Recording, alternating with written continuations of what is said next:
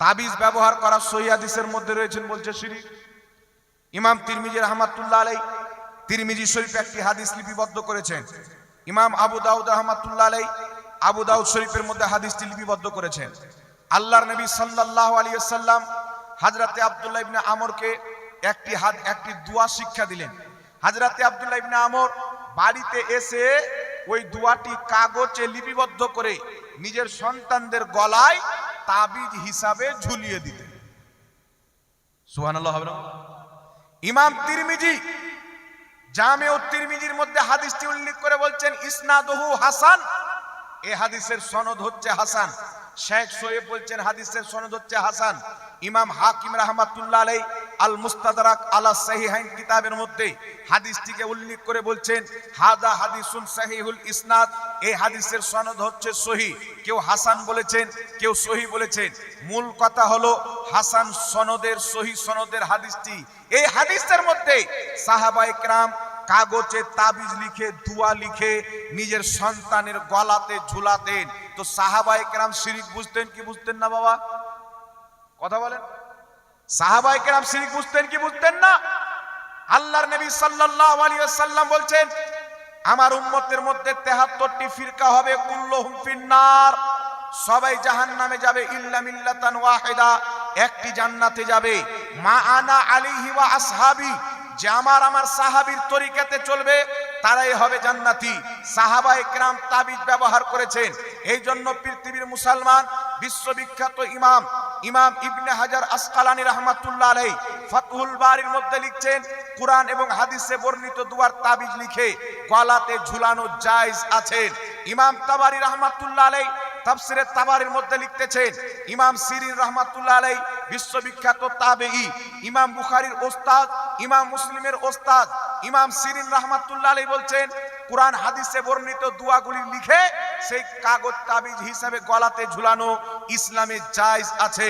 ইমামুল ফুকাহা ইমাম ইবনে আবিদিন শামী রাহমাতুল্লাহ আলাইহি ফাতাওয়া শামীর মধ্যে লিখতেছেন কুরআন হাদিসে বর্ণিত দুয়ার তাবিজ লিখে গলাতে ঝুলানো জায়েজ আছে। বিশ্ববিখ্যাত ইমামগণ নিজের কিতাবের মধ্যে তাবিজ ব্যবহার করাকে জায়েজ লিখেছেন।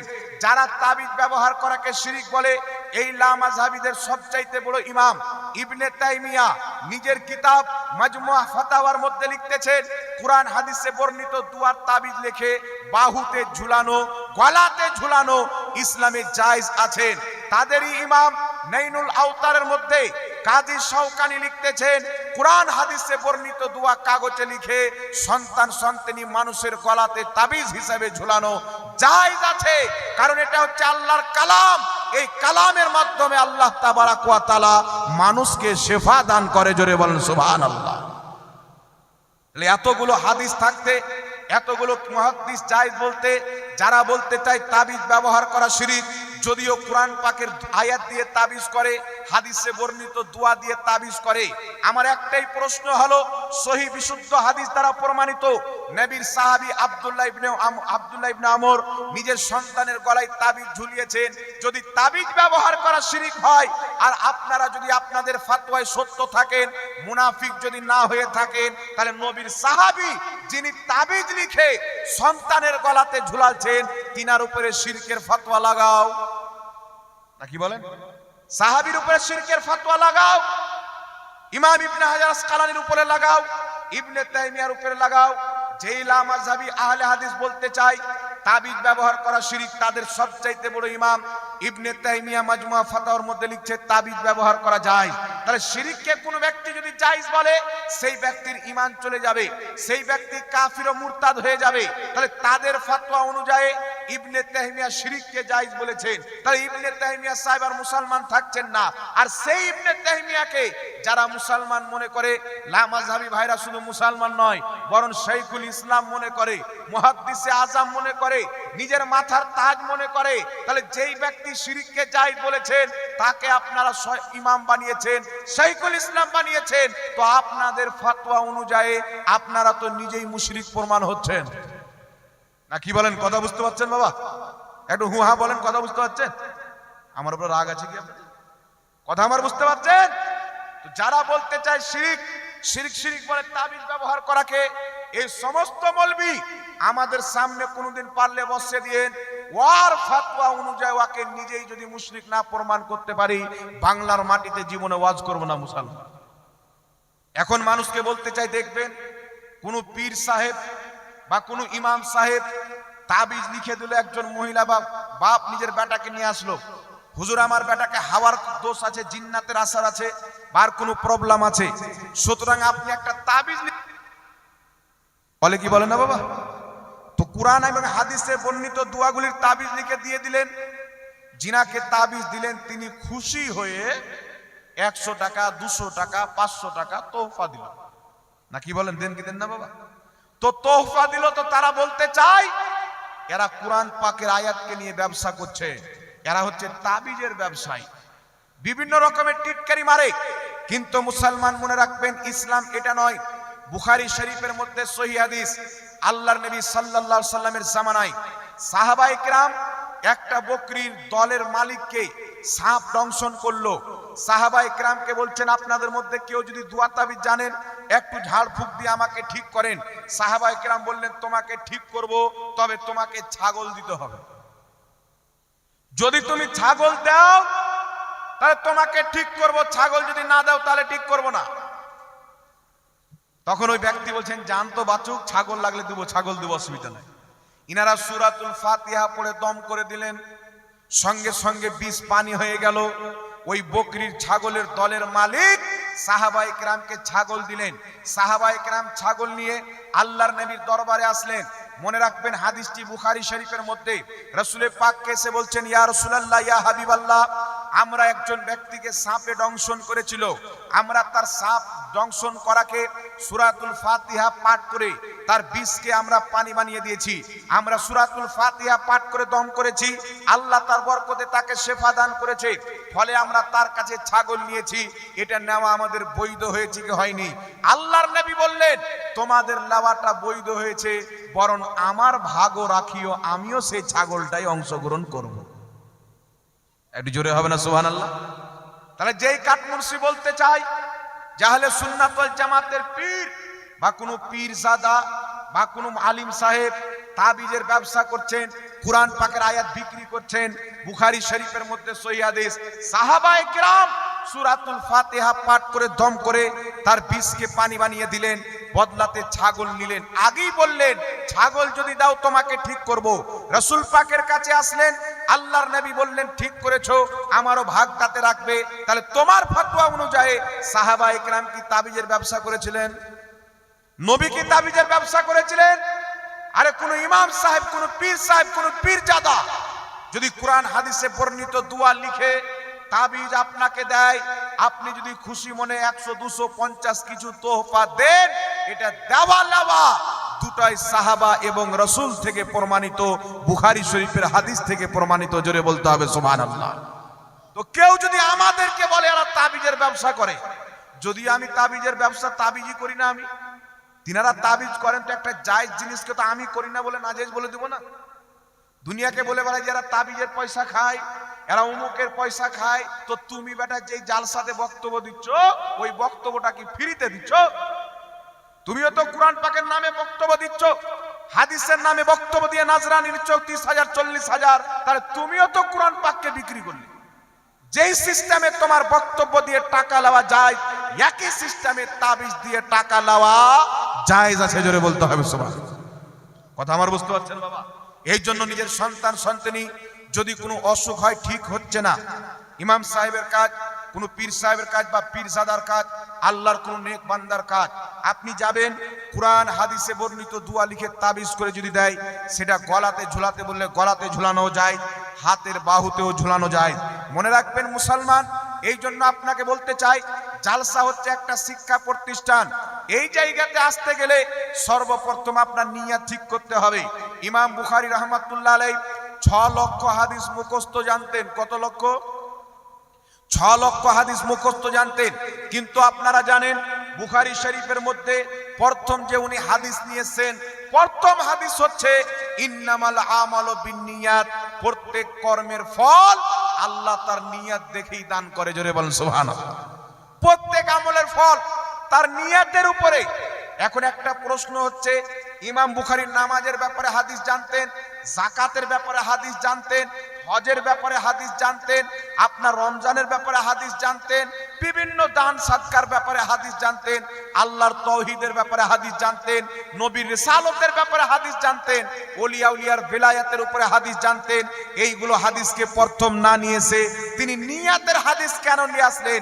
ইমাম বুখারী রাহমাতুল্লাহ আলাইহি প্রথম নিয়াতের হাদিসকে এনে প্রথম নিয়াতের হাদিসকে নিয়েছে, একটাই বার্তা দিয়েছেন, একটাই কথা বুঝিয়েছেন, নামাজ হোক, রোজা হোক, হজ হোক, যাকাত হোক, দান হোক, বিদ্যা হোক, ইলম হোক, শিক্ষা হোক, প্রত্যেকটা জিনিসের ফল তার নিয়তের উপরে ডিপেন্ড করবে। বলেন সুবহানাল্লাহ। আমি যদি নামাজ পড়ি, নিয়ত থাকে মানুষ আমাকে নামাজি বলুক, তাহলে এই নামাজ নিয়ে আমি আল্লাহ পাবো? বাবা কথা বলেন। আমি মৌলবি হয়েছে যে মানুষের কাছ থেকে টাকা লুটে খেয়ে আমি যেন দুনিয়া করতে পারি, তাহলে এই মৌলবি হওয়া আমার কোনো কাজে আসবে? কোনো কাজে আসবে না। এই জন্য নিয়ত ঠিক করতে হবে। আজকে আপনারা জালসা শুনতে এসেছেন, আপনারা নিজেকে শুধু সাধারণ সিম্পল লোক মনে করিয়েন না। আল্লাহর হাবিব সাল্লাল্লাহু আলাইহি সাল্লাম আপনার জন্য সুসংবাদ আজ থেকে 1450 বছর পূর্বে কমবেশ মদিনার মাটিতে, মক্কার মাটিতে দিয়েছেন। কিতাবটির নাম হচ্ছে তাফসিরে কবির, লেখকের নাম হচ্ছে ইমাম ফখরুদ্দিন রাজি। ইমাম ফখরুদ্দিন রাজি রাহমাতুল্লাহ আলাইহি তিনি সেই কিতাবের মধ্যে সনদ সহ একটি হাদিস নিয়েছেন। আল্লাহর হাবিব সাল্লাল্লাহু আলাইহি ওয়াসাল্লাম বলেন, যখন কোনো মুমিন বান্দা, যখন কোনো মুসলমান এটা নিয়ত করেন, ইচ্ছা করেন আমি ইলমে দ্বীন অর্জন করতে যাব, কোরআন হাদিসের জ্ঞান শিখতে যাব, সেটা মাদ্রাসাতে হোক, সেটা জালসাতে হোক, সেটা খানকা শরীফে হোক, যখন সেই ব্যক্তি নিয়ত করে আল্লাহ সঙ্গে সঙ্গে তার উপরে দুটি রহমতের ফেরেশতা নিক্ষেপ করে দেয়। ওই ফেরেশতা তার ইলমে দ্বীন শিক্ষার জন্য, তার রহমতের জন্য, তার ভালোর জন্য সব সময় দোয়া করে। ইলমে দ্বীন শিখার নিয়ত করলে দুটো ফেরেশতা। আল্লাহর হাবিব সাল্লাল্লাহু আলাইহি সাল্লাম বলেন, যখন সেই ব্যক্তি রাস্তাতে চলতে আরম্ভ করে, জিবরিল আলাইহিস সালাতু ওয়াস সালাম, যিনি সাইয়্যিদুল মালায়েকা, সমস্ত ফেরেশতাদের সরদার, কুরআন হাদিস শিখতে যাচ্ছে বলে তার কদম তলায় নিজের পাখাকে পর্যন্ত বিছিয়ে তার ওয়েলকাম করেন, তার স্বাগতম করেন। এত ইলম অর্জন করার ফজিলত রয়েছেন মুসলমান। আল্লাহর হাবিব বলছেন, যদি সেই ব্যক্তি রাস্তায় চলতে চলতে শিক্ষা প্রতিষ্ঠানে না যেতে পারে, রাস্তাতে যদি মারা যায়, আল্লাহ তাবারাক ওয়া তাআলা ওই ব্যক্তিকে শহীদের মর্যাদা দান করবে। জোরে বলেন সুবহানাল্লাহ। শহীদের মর্যাদা দান করবে। এই জন্য আপনাকে বলতে চাই, যেখানে জালসা শুনতে যাবেন মনে রাখবেন 72 জাহান্নামী ফিরকার জালসা শুনতে যাবেন না। আল্লাহর নবী ইলমে দ্বীন শিক্ষা করা ফরজ করেছেন, তবে এটাও বলা হয়েছে তুমি যে ইলম শিখতে যাচ্ছ, কার কাছে শিখছো আগে ওটা দেখে নাও। কার কাছে তুমি ইলম নিতে যাচ্ছ তাকে ভালো করে যাচাই করে নাও। সেই ব্যক্তির অন্তরে খোদার মহব্বত আছে কি নাই, রাসূলের মহব্বত আছে কি নাই, ওলিয়া উলিয়া পীর মাশায়েখদের মহব্বত আছে কি নাই। মনে রাখবেন মুসলমান, যাদের অন্তরে আল্লাহর ওলিদের মহব্বত নাই, তাদের কাছে ইলম অর্জন করা ইসলামে জায়েজ নাই। তাদের কাছে ইলম অর্জন করার চাইতে মূর্খ থেকে যাওয়া অনেক বেশি ভালো। যাদের অন্তরে ওলিয়া উলিয়ার আদব নাই, তাদের কাছে জ্ঞান নেওয়ার চাইতে আপনার মূর্খ থেকে যাওয়া ভালো। কেন আপনাকে বললাম, ওই ব্যক্তির কাজ যখন ইলম অর্জন করবেন, ওলিয়া উলিয়াকে মানা হারাম বলবে। ওই ব্যক্তির কাজ যখন ইলম অর্জন করবেন, আল্লাহর নেক বান্দাদের তাওহীদ করবেন। আর যখন কোনো বান্দা আল্লাহর ওলিদেরকে না মানে, তাদের তাওহীদ করে, তাদের অপমান করে, আল্লাহ পাকের হাবিব বলছেন, হাদিসটি বুখারী শরীফের মধ্যে, ক্বালা রাসূলুল্লাহ সাল্লাল্লাহু আলাইহি ওয়াসাল্লাম, ইন্নাল্লাহ তাআলা ক্বাল মান আদালি ওয়ালিয়ান ফাকাদ আযানতুহু বিল হারব। আল্লাহর হাবিব বলছেন, ইন্নাল্লাহ তাআলা ক্বাল, নিশ্চয় আল্লাহ পাক বলেন, মান আদালি ওয়ালিয়ান, যেই ব্যক্তি আমার ওলির সাথে দুশমনি করলো, আমার ওলিকে মানলো না, ফাকাদ আযানতুহু বিল হারব, আমি আল্লাহ তার সাথে যুদ্ধ ঘোষণা করলাম। জোরে বলেন সুবহানাল্লাহ। কার সাথে যুদ্ধ ঘোষণা করলাম? যারা আল্লাহর ওলিদেরকে মানে। যেই ওলি এসে মুসলিম জাতিকে মাথায় টুপি পড়তে শিখিয়েছেন, নামাজ শিখিয়েছেন, রোজা শিখিয়েছেন। মনে করো মুসলমান, এই ভারতের এমন একটা অবস্থা ছিল, এই ভারতের মাটিতে একটি জাতি নিচু নিচু জাতির উপরে হুকুমত করত। যখন কোনো মহিলার স্বামী মারা যেত, সেই মহিলাকে তার স্বামীর সাথে জীবত জ্বালানো হতো। যদি কোনো মহিলার স্বামী মারা যেত, সেই মহিলার আগে বড় সন্তান দেখা হতো, তার আপন বড় সন্তানের সাথে তার মায়ের জবরদস্তি বিবাহ দেওয়া হতো। এমন পরিস্থিতি খারাপ ছিল, যত রকমের পাথর ছিল ততটা খোদা বানিয়ে পূজা করা হচ্ছিল। এই ভারতেরই মুসলমানকে ইসলাম দেওয়া হয়েছে। আল্লাহ ইসলাম দিয়েছেন, ওলিয়া উলিয়াদের মাধ্যমে ইসলাম দিয়েছেন। কালেমা পেয়েছেন আউলিয়ায়ে কেরামের মাধ্যমে, মাথায় টুপি পেয়েছেন আউলিয়ায়ে কেরামের মাধ্যমে। এই পেশানি পাথরের সামনে ঝুঁকছিল, আল্লাহর সামনে যারা ঝুঁকিয়েছেন তাদেরকে শরীয়তে ওলি বলা হয়। সুতরাং যারা ওলিকে মানলো না, ওই ব্যক্তির খোদাকে মানা কোনো কাজে আসবে না। মুসলমান একটু জোরে হবে না বাবা? সুবহান। ওই ব্যক্তির খোদাকে মানা কাজে আসবে না। এই জন্য আপনাকে বলতে চাই, আগে নিজের ঈমান আকীদাকে সুধার করেন। যদি আপনি বেয়াদব হয়ে যান, নামাজ রোজা সব বরবাদ হয়ে যাবে। আজকাল কিছু মার্কেটে নামাজি বেরিয়েছেন, খুব নামাজ পড়ছেন, যুবক যুবক ছেলে, বাংলা চটি চটি বই তাদের নিয়েছে যারা ওলিয়া উলিয়ার দুশ্মন, যারা আল্লাহর নবীর বেয়াদবি করে, আল্লাহর ব্যাপারে আকীদা রাখে, আল্লাহর হাতও আছে পাও আছে, নাউজুবিল্লাহ। আল্লাহর দৈহিক আকীদা রাখে, যেটা বেধর্মীদের আকীদা, মুজাসসামাদের আকীদা, জাহান্নামী ফিরকার আকীদা। তারা নামাজ পড়ছে, মাথায় এত বড় বড় ঘাটা ফেলে দেয়, মনে হবে এদের চাইতে বড় নামাজি পৃথিবীর মাটিতে কোনো মার জন্ম দেয়নি। এমন নামাজি সারা জিন্দেগি তার 14 গোষ্ঠী নাভির নিচে হাত বাঁধতে বাঁধতে চলে গেল, হঠাৎ করে আবার জিসিবি লাগিয়ে টেনে বুকের উপরে নিয়ে এসেছে। কিন্তু আমি 2 বছর থেকে চ্যালেঞ্জ করতেছি, মুসলমান পৃথিবীর মাটিতে যারা বুকের উপরে হাত বাঁধে, বুকের উপরে হাত বাঁধা কোনোদিন সুন্নাত প্রমাণ করতে পারবে না। আর যদি নাভির নিচে হাত বাঁধার কথা বলে, হাদিস থাক একদিকে, পৃথিবীর মানুষ ইমাম তিরমিজি রাহমাতুল্লাহ আলাইহি যারা বুকের উপরে হাত বাঁধে তারাও ইমাম তিরমিজিকে ফলো করে, যারা নাভির নিচে হাত বাঁধে তারাও ইমাম তিরমিজিকে মানেন, যারা আপনার নাভির উপরে হাত বাঁধে তারাও ইমাম তিরমিজিকে মানে, যারা হাত ছেড়ে নামাজ পড়ে তারাও ইমাম তিরমিজিকে মানেন। ইমাম তিরমিজি রাহমাতুল্লাহ আলাইহি নিজের কিতাব তিরমিজি শরীফের মধ্যে লিখছেন, আল্লাহর নবী সাল্লাল্লাহু আলাইহি সাল্লাম ডান হাতকে নামাজে বাম হাতের উপরে রাখতেন। বাম হাতের উপরে রেখে কোথায় রাখতেন? ইমাম তিরমিজি রাহমাতুল্লাহ আলাইহি এতদূর পর্যন্ত হাদিস উল্লেখ করেছেন। তারপরে সাহাবায়ে কেরাম তাবেঈনদের মত উল্লেখ করেছেন। ইমাম তিরমিজি রাহমাতুল্লাহ আলাইহি বলছেন, অসংখ্য সাহাবী এবং তাবেঈনদের মত হলো নাভির নিচে হাত রাখা, আবার অসংখ্য সাহাবী তাবেঈনদের মত হলো নাভির উপরে হাত রাখা। ইমাম তিরমিজি রাহমাতুল্লাহ আলাইহি তিরমিজি শরীফের মধ্যে পরিষ্কার করে দিয়েছেন, একদল সাহাবী তাবেঈ নাভির নিচে হাত বাঁধার কথা বলেছেন, একদল সাহাবী তাবেঈ নাভির উপরে হাত বাঁধার কথা বলেছেন।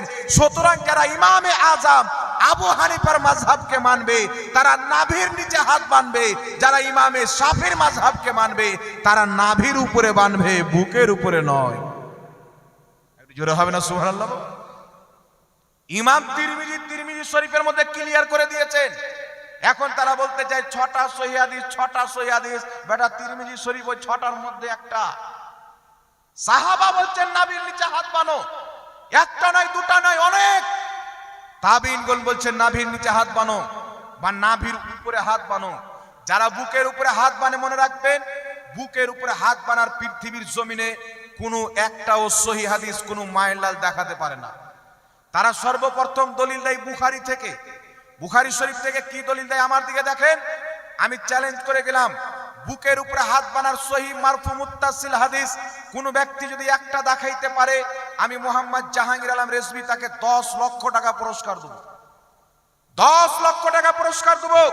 বুকের উপরে হাত বানার সহিহ মারফু মুত্তাসিল হাদিস, যার সনদ মুরসাল হবে না, যার সনদ মিডিল থেকে কাটা থাকবে না, একবারে বিশুদ্ধ হাদিস, কিয়ামত আসা সম্ভব, কোনো মাইলাল দেখাতে পারে না। তবে লা মাযহাবী নামে একটা দল বেরিয়েছে, এইরকম চটি একটি কিতাব লিখেছেন, অনেক জাল হাদিসকে বুকের উপরে হাত বানার জাল হাদিস লিখে সহি হাদিস প্রমাণ করেছে, জয়ীফ হাদিস লিখে টেনে টুনে সহি লিখেছেন, যাতে পাবলিক কিতাবটা পড়ে তারা যেন বুঝতে না পারে বুকের উপরে হাত বানার কোনো সহি হাদিস নাই। তাই জাল হাদিসকে সহি লিখেছে, জয়ীফ হাদিসকে সহি লিখেছে, যাতে পাবলিক গুমরা হয় যে না বুকের উপরে হাত বাঁধতে হবে। তবে আপনাকে বলতে চাই মুসলমান, ইমাম মালিক রাহমাতুল্লাহ আলাইহি, যিনি লাখ লাখ হাদিসের হাফিজ ছিলেন, মালিকি মাযহাবের ইমাম, মুজতাহিদ তাবকার ইমাম ছিলেন, ইমাম মালিক রাহমাতুল্লাহ আলাইহি বলছেন বুকের উপরে হাত বানা হচ্ছে মাকরুহ, শরীয়তে অপছন্দনীয় কাজ। আর ইমাম মালিককে তো তারা বাদ দিয়ে দিতে পারে, যারা বুকের উপরে হাত বানে তাদের সবচাইতে বড় ইমাম ইবনে তাইমিয়া নিজের কিতাব সিফাতুস সালাতের মধ্যে লিখছেন বুকের উপরে হাত বানা হচ্ছে মাকরুহ। তারপরে তারই ছাত্র ইবনে তাইমিয়ার ছাত্র আব্দুল কাইয়ুম লিখতেছেন যে বুকের উপরে হাত বানা হচ্ছে মাকরুহ। সুতরাং বুকের উপরে হাত বানা শরীয়তে অপছন্দনীয় কাজ। যদি কোনো পুরুষ বুকের উপরে হাত বানে তাহলে সুন্নাত মনে করে বাঁধে, তাহলে একটি মাকরুহ কাজকে সুন্নাত মনে করা নিকৃষ্ট, বিদআত এবং নাজায়েজ। সুতরাং বুকের উপরে সুন্নাত মনে করে হাত বানা এটা বিদআতীদের পরিচয়। নাভির নিচে এবং নাভির নিচে উপরে হাত বানা এটাই হচ্ছে আহলে সুন্নাত ওয়াল জামাতের তরিকা। জোরে বলতে হবে সুবহানাল্লাহ। তারা বুখারীর হাদিস লিখে মানুষকে গুমরাহ করে। কি গুমরাহ করে? বুখারী শরীফের মধ্যে হাদিস, আল্লাহর নবী সাল্লাল্লাহু আলাইহি সাল্লাম নামাজে, একটু লক্ষ্য করে মাসলাটি শুনেন বাবা, আপনার জীবনে কাজে আসবে, আপনার সন্তানের জীবনে কাজে আসবে। কালকে এমন আপনার সামনে হাদিস দিয়ে দিবে, আপনি তো জানেন না হাদিসটা সহিহ না দুর্বল, হাদিসটাকে মুহাদ্দিস গ্রহণ করেছেন কিনা, হাদিসটাকে ফুকাহায়ে কেরাম মেনেছেন কি মানেননি, এটা আপনি জানেন না। আপনার সামনে হাদিস দিবে হাওড়া আর আপনাকে বুঝাবে কলকাতা, তখন আপনি বুঝতে পারবেন না। তাই আপনাকে আগে হুঁশিয়ার করে দিতে চাই, বিভিন্ন জায়গাতে দেখতে পাওয়া যায় কিছু ছেলে পেলেকে চটি বই দিয়ে গুমরাহ করে রেখেছেন, বুকের উপরে হাত বানাচ্ছে। তারা বলতে চাই নাভির নিচে হাত বানা নাজায়েজ, নাভির উপরে হাত বানা নাজায়েজ। তারা বলতে চাই বুকের উপরে হাত বানা হচ্ছে জরুরি। কোন ব্যক্তি যদি বুকের উপরে হাত না বানলেন নামাজ হবে না এই বলে বুকের উপরে হাত বানে, তার বুকের উপরে হাত বানা হচ্ছে বিদআতে হারাম, নিকৃষ্ট বিদআত। এই নামাজ তাকে জান্নাতে নিয়ে যাবে না, এই নামাজ তাকে টেনে জাহান্নামে নিয়ে যাবে। একটু জোরে হবে না সুবহানাল্লাহ। এখন কয়েকটা হাদিস তারা পেশ করে, একটু লক্ষ্য করে শুনেন, অল্প অল্প করে বলে যাই, সময় কম, রাত্রি অনেক হচ্ছে, বুঝতে পারছি ঠান্ডার সময়। তারা একটি হাদিস পেশ করে বুখারী শরীফ থেকে, সাল্লাল্লাহু আলাইহি ওয়াসাল্লাম যখন নামাজ পড়তেন ডান হাতকে বাম হাতে রাখতেন। তারা বলতে চাই জেরাতে জেরা রাখতেন, এত দূর থেকে এত দূরকে জেরা বলা হয়। তারা বলতে চাই এত দূর থেকে এত দূরকে জেরা বলা হয়, এইভাবে হাত রাখলে অটোমেটিক বুকে চলে আসে। সুতরাং বুখারী থেকে প্রমাণ হলো বুকের উপরে নবী পাক হাত বেঁধেছেন। কিন্তু আপনাকে বলতে চাই যদি এত দূরকে জেরা মেনে নেওয়া হয়, এইভাবে হাতটা রাখেন আর হাতটাকে সোজা ছাড়েন, বুকের উপর আসবে? এই ভাই বুকের উপর আসবে? কোনোই মতে বুকের উপর আসবে না। তাদের দাবি হচ্ছে মিথ্যা, আর মিথ্যা হাদিসের ব্যাখ্যা করে হাদিসের সাথে জালিয়াতি করে কোন ব্যক্তি আহলে হাদিস নয়। আহলে হাদিস চোর তো হতে পারে, হাদিসের দুশমন তো হতে পারে, হাদিসের মিথ্যা ব্যাখ্যা করে কোনোদিন হাদিসওয়ালা হতে পারে না, সুন্নাত মান্যকারী হতে পারে না। আল্লাহর নবী ডান হাত বাম হাতে রেখেছেন বুখারীতে হাদিস, তবে বুকের উপরে রেখেছেন এই কথা উল্লেখ নাই। নাভির নিচে রেখেছেন এই কথা উল্লেখ নাই। সাহাবায়ে কেরাম বলেছেন, তিরমিজি শরীফের মধ্যে উল্লেখ নাভির নিচে রাখতে হবে। তাই